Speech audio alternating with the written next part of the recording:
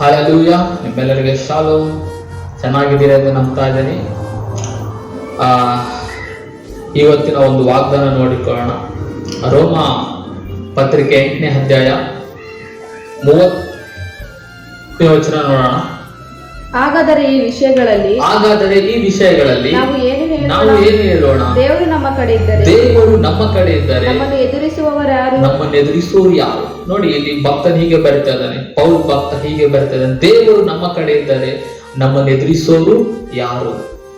ಅಂದ್ರೆ ದೇವರು ನಮ್ಮ ಜೊತೆಗಿದ್ದಾನೆ, ಆತನು ಯಾವಾಗ್ಲೂ ಇರ್ತಾನೆ ಅಂತ ಹೇಳಿ ಮಾತು ಕೊಟ್ಟಿದ್ದಾನೆ. ಕಾರಣವಾಗಿ ದೇವರು ನಮ್ಮ ಜೊತೆಗಿರ್ತಾನೆ. ಆದ್ರೆ ದೇವರನ್ನು ನೀನು ಅನುಭವಿಸ್ಬೇಕು.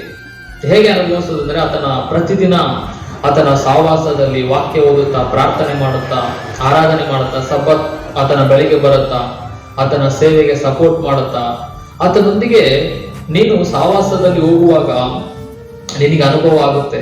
ಆಗ ನೀನು ಕೂಡ ಇದನ್ನೇ ಹೇಳ್ತೀಯ, ದೇವರು ನನ್ನ ಕಡೆ ಇದ್ದರೆ ನಮ್ಮನ್ನು ಎದುರಿಸೋರು ಯಾರು ಇಲ್ಲ. ಯಾಕೆ ಎದುರಿಸೋರು? ಅನೇಕ ಸೈತಾನ್ ಕೂಡ ಬಹಳ ಬಾಣಗಳು ತರ್ತಾನಂತೆ, ನಮ್ಮನ್ನು ಬೀಳಿಸಲು, ನಮ್ಮನ್ನು ಸೋಲಿಸಲು. ಮನುಷ್ಯರ ಮುಖಾಂತರ ತರ್ತಾನೆ, ಪರಿಸ್ಥಿತಿಗಳ ಮುಖಾಂತರ ತರ್ತಾನೆ. ಓಕೆನಾ? ಇದಲ್ಲದೆ ಬೇರೆ ವಿಷಯದಲ್ಲಿ ಅವನು ತರ್ತಾ ಇರ್ತಾನೆ, ನಮ್ಮನ್ನು ಎದುರಿಸಲು ಬರ್ತಾನೆ. ನೋಡಿ, ಶಿಷ್ಯರ ಜೀವನದಲ್ಲಿ, ಯೇಸು ಸ್ವಾಮಿ ಜೀವನದಲ್ಲಿ ಕೂಡ ಸೈತಾನು ಬಂದ. ಏನ್ ಮಾಡಕ್ ಬಂದ? ಭಯಪಡಿಸೋಕೆ ಬಂದ, ಎದುರಿಸೋಕೆ ಬಂದ. ಹೌದಾ?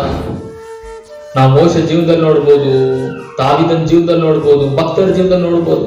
ಅವ್ರನ್ನ ಎದುರಿಸೋಕೆ ಬಹಳ ವಿಷಯದಲ್ಲಿ ಸೈತಾನ್ ಪ್ರಯತ್ನ ಮಾಡ್ದ. ಆದರೆ ದೇವರು ಅವರ ಸಂಗಡ ಇದ್ದ ಕಾರಣವಾಗಿ ಅವ್ರನ್ನ ಎದುರಿಸೋಕು ಆಗ್ಲೇ ಇಲ್ಲ, ಬೀಳಿಸಲು ಆಗ್ಲೇ ಇಲ್ಲ, ಕೆಡಿಸಲು ಆಗ್ಲೇ ಇಲ್ಲ. ಅದಕ್ಕೆ ಅನೇಕ ಕ್ರೈಸ್ತ ಕುಟುಂಬಗಳಿದೆ, ದೇವರನ್ನ ನಂಬಿರ್ತಾರೆ, ಆದ್ರೆ ಅವರ ಜೀವನದಲ್ಲಿ ನಷ್ಟ ನೋಡ್ತೀವಿ, ಬೆದರಿಕೆಗಳು ನೋಡ್ತೀವಿ, ಸಮಸ್ಯೆಗಳು ನೋಡ್ತೀವಿ, ಡಿವಾರ್ಸ್ ನೋಡ್ತೀವಿ, ಅಕಾಲ ಮರಣಗಳು ನೋಡ್ತೀವಿ, ಸಮಸ್ಯೆಗಳು ನೋಡ್ತೀವಿ. ಯಾಕೆಂದ್ರೆ ದೇವರು ಅವ್ರ ಜೊತೆಗಿರ್ತಾನೆ, ಆದ್ರೆ ದೇವರೊಂದಿಗೆ ಅವರ ಸಹವಾಸದಲ್ಲಿ ಜನಗಳಿರಲ್ಲ. ಅದಕ್ಕೆ ಇವತ್ತು ಈ ವಾಕ್ಯ ಕೇಳುವ ಪ್ರತಿಯೊಬ್ಬರಿಗೆ ನಾನು ಕೇಳಿಕೊಳ್ಳುವುದೇನೆಂದ್ರೆ, ದೇವರು ನಿಮ್ಮ ಸಂಗಡ ಇರ್ತಾನೆ, ನಾನಿಲ್ಲ ಅನ್ನಲ್ಲ. ಬೈಬಲ್ ಅದೇ ಹೇಳುತ್ತೆ, ಭಕ್ತರಾದೇ ಹೇಳ್ತಾರೆ. ಆದ್ರೆ ದೇವರ ಸಹವಾಸಗಳಲ್ಲಿ ನೀವಿರ್ಬೇಕು. ನಾನು ದೇವ್ರ ಮಗಲ್ಲ, ನಾನು ಏನಾದ್ರೂ ಮಾಡ್ಬೋದು, ಎಲ್ಲಾದ್ರೂ ಇರ್ಬೋದು, ಹೆಂಗಾದ್ರೂ ಹೋಗ್ಬೋದು, ಇಲ್ಲ, ಅದು ಆಗಲ್ಲ. ದೇವರು ನಿನ್ ಜೊತೆಗೆ ಹೇಗಿದ್ದಾನೋ, ನೀನು ಆತನ ಮನುಷ್ಯ. ನಾವು ಆಲ್ಮೋಸ್ಟ್ ಇರಕ್ಕಾಗಲ್ಲ, ಆದ್ರೂ ಟ್ರೈ ಮಾಡ್ತಾ ನಾವು ಇರ್ಬೇಕು. ಯಾಕಂದ್ರೆ ಸಂಪೂರ್ಣತೆಗೆ ನಾವು ಹೋಗ್ಬೇಕು. ಪ್ರತಿದಿನ ಆತನ ವಾಕ್ಯ ಓದು, ಪ್ರಾರ್ಥನೆ ಮಾಡು, ಆರಾಧನೆ ಮಾಡು, ಧ್ಯಾನ ಮಾಡು, ಆತನ ಬಳಿಗೆ ಬಾ, ಆತನಿಗೂ ಸಮಯ ಕೊಡು, ಆತನ ಹತ್ರ ಪ್ರಾರ್ಥನೆ ಮಾಡು, ಆತನ ಹತ್ರ ಸಹವಾಸ ಮಾಡೋದನ್ನ ಸ್ತುತಿಸು. ಆಗ ನಿನ್ನ ಎಲ್ಲಾ ಕಾರ್ಯಗಳಲ್ಲಿ ನಿನ್ನ ಪಕ್ಷವಾಗಿರ್ತಾನೆ. ಒಂದು ಸೋಲು ಕೂಡ ನಿನ್ನ ಬಳಿಗೆ ಬರ್ಲಂಗೆ ಕಾಪಾಡ್ತಾನೆ. ಒಂದು ನಷ್ಟ ಕೂಡ, ಎಲ್ಲರಿಗೂ ಊರೆಲ್ಲರಿಗೂ ನಷ್ಟ ಆಗ್ಬೋದು, ನಿನಗೆ ನಷ್ಟ ಆಗ್ಲಂಗೆ ಕಾಪಾಡ್ತಾನೆ. ಅನೇಕರಿಗೆ ಫೇಲ್ ಆಗ್ಬೋದು, ನೀನು ಫೇಲ್ ಆಗದಂಗೆ ಮಾಡ್ತಾನೆ. ಎಲ್ಲರೂ ಬಿದ್ದು ಹೋಗ್ಬೋದು, ನೀನು ಬೀಳದಂತೆ ಎದ್ದು ನಿಲ್ಲುವಂತೆ ದೇವರು ಮಾಡ್ತಾನೆ. ಎಲ್ಲರಿಗೆ ಅವಮಾನಗಳಾಗ್ಬೋದು, ನಿನಗೆ ಅವಮಾನಗಳಾಗದಂತೆ ಮಾಡ್ತಾನೆ.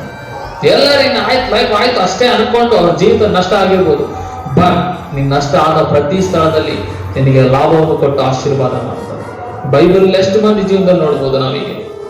ಓಕೆನಾ? ನಿಮ್ಮ ಜೀವನದಲ್ಲಿ ಕೂಡ ನೋಡ್ತಾನೆ. ಅದಕ್ಕೆ ದೇವರು ನಿಮ್ ಪಕ್ಷ ಇದ್ದಾನೆ, ಅದೆಷ್ಟು ನಿಜನೋ, ಆತನ ಜೊತೆಯಲ್ಲಿ ನೀವಿರೋದು ಕೂಡ ಅಷ್ಟೇ ಸತ್ಯವಾಗಬೇಕು. ನೀವು ಆತನ ಜೊತೆಗೆ ಬರ್ಬೇಕು, ಆತನ ಬಳಿಯಲ್ಲಿ ಇರ್ಬೇಕು. ಅದಕ್ಕೆ ಮೋಶೆ ಹೇಳ್ತಾನೆ, ನೀವು ನಮ್ಮ ಸಂಗಡ ಬರದೆ ಹೋದ್ರೆ ನಾವು ಇಲ್ಲಿಂದ ಹೋಗ್ಬಾರ್ದು. ನಿನ್ನ ಜೊತೆಗೆ ಇರ್ಬೇಕು ದೇವ್ರು, ನಿನ್ನ ಸನ್ನಿಧಿ ಇರ್ಬೇಕು, ನಿನ್ನ ಭಯ ಇರ್ಬೇಕು, ನಿನ್ನ ಶಕ್ತಿ ನನ್ನ ಜೊತೆಗೆ ಇರ್ಬೇಕು. ಪ್ರಾರ್ಥನೆ ಮಾಡಿದ್ರೆ ಯಾರಾದ್ರೂ ಈಗ ಪ್ರೇಯರ್ ಮಾಡ್ರಿ.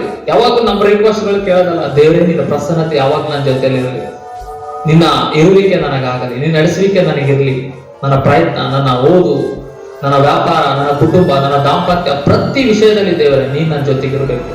ಅದು ನಾನ್ ಮಾತ್ರ ಅನುಭವಿಸೋದಲ್ಲ, ನನ್ನ ಸುತ್ತಮುತ್ತ ಅನೇಕರು ಅನುಭವಿಸ್ಬೇಕು. ದೇವರು ಈ ಕುಟುಂಬದ ಜೊತೆಗಿದ್ದಾನೆ, ನನ್ನ ಜೊತೆಗೆ ಈ ವ್ಯಕ್ತಿ ಜೊತೆಗಿದ್ದಾನಂತ ಎಲ್ಲರೂ ಅನುಭವಿಸ್ಬೇಕು ದೇವರು. ಆ ರೀತಿ ನನ್ನ ಆಶೀರ್ವಾದ ಮಾಡಿ. ಓಕೆ, ಈ ವಾಗ್ದಾನಕ್ಕಾಗಿ ಪ್ರೇಮ್ ಮಾಡ್ಕೊಳ್ಳಿ. ಪ್ರತಿದಿನ ಎದುರು ನೋಡಿ, ದೇವ್ರು ನಿಮ್ ಜೊತೆಗಿದ್ದು ಯಾರು ನಿಮಗೆ ಬೆಳಿಗ್ಗೆ ಬಂದು ನಿಮ್ಮನ್ನು ಎದುರಿಸಂತೆ ಕಾದು ಕಾಪಾಡ್ತಾನೆ. ಓಕೆನಾ? ಎಸ್, ಪ್ರಾರ್ಥನೆ ಮಾಡು. ಪರಿಶುದ್ಧನೇ, ರೋಮ 8:31 ಹೇಳ್ಪಟ್ಟ ಪ್ರಕಾರ ದೇವರು ನಮ್ಮ ಕಡೆ ಇದ್ದು ನಮ್ಮನ್ನು ಎದುರಿಸೋರು ಯಾರು ಇಲ್ಲ.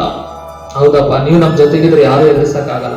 ಯಾಕೆಂದ್ರೆ ನೀನು ಸರ್ವಶಕ್ತನು, ನಮ್ಮನ್ನು ಎದುರಿಸಕ್ಕಾಗಲ್ಲ. ಒಂದು ವೇಳೆ ಇದುವರೆಗಾಗಿ ಭಕ್ತರ ಜೀವನದಲ್ಲಿ ಕುಟುಂಬ ಕ್ರೈಸ್ತರ ಕುಟುಂಬದಲ್ಲಿ, ದೇವರ ಮಕ್ಕಳ ಕುಟುಂಬದಲ್ಲಿ ಬೆದರಿಕೆಗಳು ಬಂದಿರ್ಬೋದು, ಸಮಸ್ಯೆಗಳು ಬಂದಿರ್ಬೋದು, ಸೈತಾನ್ ಅಥವಾ ಮನುಷ್ಯರ ಮುಖಾಂತರ ಕೆಲಸ ಮಾಡಿರ್ಬೋದು. ಆ ಎಲ್ಲ ಬೆದರಿಕೆಗಳನ್ನ ಯೇಸು ನಾಮದಲ್ಲಿ ಬಂಧಿಸ್ತೀವಿ. ನೀವು ನಮ್ಮ ಪಕ್ಷರು ನಮ್ಮನ್ನು ಎದುರಿಸೋರು ಯಾರಿಲ್ಲ. ಯಾವ ಹೆದರಿಕೆ, ತೊಂದರೆಗಳು, ಇಕ್ಕಟ್ಟು ಬಿಕ್ಕಟ್ಟು ಯಾವುದು ಬರಬಾರ್ದು, ಎಲ್ಲ ಸ್ಟಾಪ್ ಮಾಡ್ತಾರೆ. ಅದ್ಭುತ ಮಾಡು. ಅದಕ್ಕಾಗಿ ಸ್ತೋತ್ರ ಯೇಸು ನಾಮದಲ್ಲಿ ತಂದೆ, ಆಮೆನ್.